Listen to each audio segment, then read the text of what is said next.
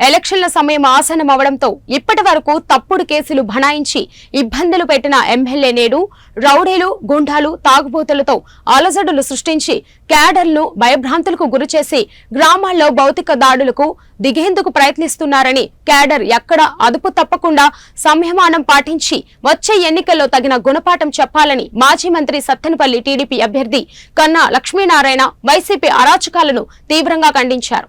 అచ్చంపేటలో నిర్వహించిన సమావేశంలో ఆయన మాట్లాడారు. దాడులతో సమాజానికి ఎటువంటి సందేశం ఇస్తున్నారో అర్థం కావడం లేదని, పోలీసు వ్యవస్థ నిర్వీర్యం అయిపోయిందని ఆవేదన వ్యక్తం చేశారు. దొంగ ఓట్ల మీద ఆధారపడినటువంటి పరిస్థితి ఈ రాష్ట్రంలో. ఇసుక మీద, సారాయి మీద, మైనింగ్ మీద దొంగలు పడ్డారు ఎప్పుడో 4.5 సంవత్సరాల క్రితమే. కానీ 1 సంవత్సరం క్రితం నుంచి ఓటర్ లిస్ట్ మీద పడ్డారు ఈ దొంగలు.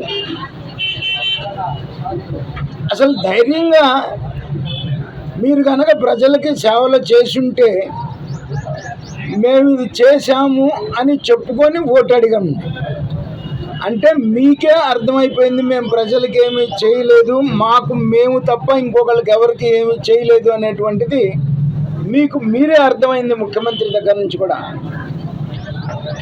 అర్థమై ఇంతకాలం పోలీస్ కేసులతో భయపెడుతూ వచ్చారు.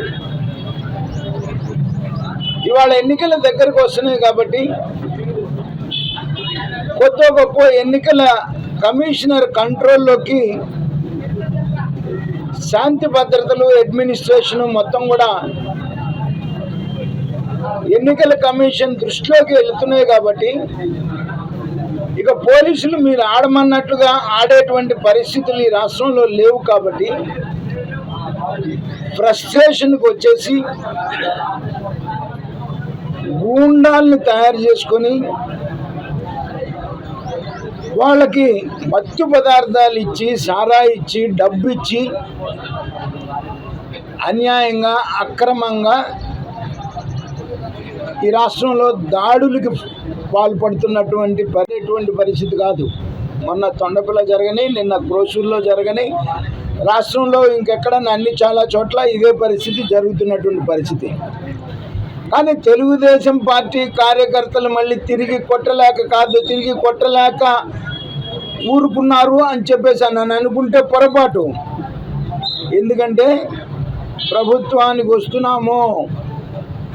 ఇవాళ ఫ్రస్ట్రేషన్తో వైసీపీ కార్యకర్తలు గుండాగిరి చేస్తున్నప్పటికీ కూడా సంయమనం పాటించి ఎన్నికలు పూర్తి చేసుకొని ఎన్నికలు గెలవటమే లక్ష్యంగా. ఎందుకంటే ఆడి ఇంటికి వెళ్ళిపోయాడు, చెడగొట్టి వెళ్ళిపోవడానికి ప్రయత్నం చేస్తున్నాడు. ఆడు చెడగొట్టి వెళ్ళాలనేటువంటి ఆ ప్రయత్నానికి మేము సహకరించదలుచుకోలే.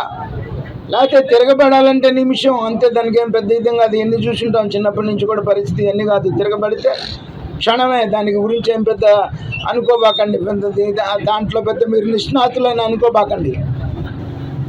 కానీ ఎన్నిక సక్రమంగా జరుపుకోవాలి. ఈ కక్ష రేపు ఎన్నికల్లో తీర్చుకోవడానికి తెలుగుదేశం పార్టీ కార్యకర్తలందరూ కూడా సిద్ధంగా ఉండండి.